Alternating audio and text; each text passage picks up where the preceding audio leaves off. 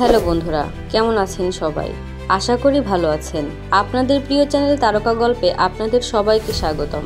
আজ আমরা কথা বলবো ঢাকাই সিনেমার কিং খান সুপারস্টার সাকিব খানের নতুন সিনেমা নিয়ে, যা নিয়ে এখন টলিউড থেকে ঢালিউড সবখানেই চলছে তুমুল আলোচনা। ঈদুল আজহার পর থেকেই সাকিব খানকে ঘিরে নতুন সিনেমার গুঞ্জন চলছিল। অবশেষে সেই অপেক্ষার পালা শেষ হলো। সাকিব খান চুক্তিবদ্ধ হয়েছেন তার নতুন এক সিনেমায়, যার সম্ভাব্য নাম once upon A time in Dhaka. এই সিনেমাটি 2026 সালের ঈদ উল ফিতরে মুক্তি পাওয়ার পরিকল্পনা রয়েছে। এই সিনেমার মাধ্যমেই ছোট পর্দার জনপ্রিয় নির্মাতা আবু হায়াত মাহমুদ প্রথমবারের মতো বড় পর্দায় পা রাখতে চলেছেন। তার প্রথম চলচ্চিত্রেই তিনি পাচ্ছেন মেগাস্টার সাকিব খানকে। ভাবুন তো কেমন চমক নিয়ে আসছেন তারা।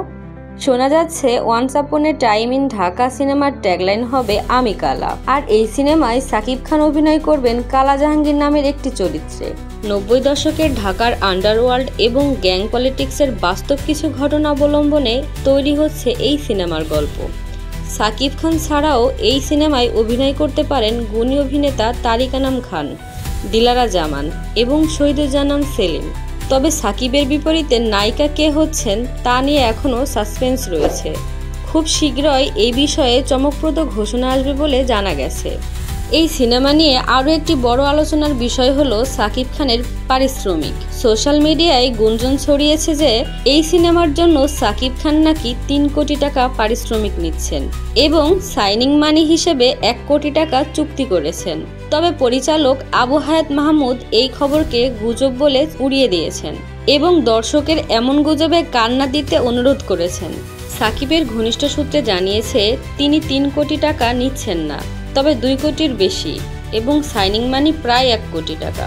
সাকিব খান এখন তার ক্যারিয়ারের সেরা ফর্মে আছেন।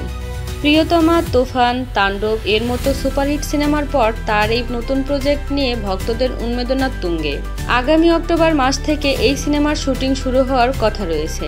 তো বন্ধুরা, সাকিব খানের এই নতুন সিনেমা নিয়ে আপনারা কতটা এক্সাইটেড তা কমেন্ট করে জানাতে ভুলবেন না। ভিডিওটি ভালো লাগলে লাইক দিন, বন্ধুদের সাথে শেয়ার করুন আর আমাদের তারকা গল্প চ্যানেলটি সাবস্ক্রাইব করে পাশে থাকা বেল আইকনটি ক্লিক করে রাখুন, যাতে বিনোদন জগতের কোনো খবর আপনার মিস না হয়। দেখা হবে পরের ভিডিওতে। ততক্ষণ পর্যন্ত ভালো থাকুন, সুস্থ থাকুন।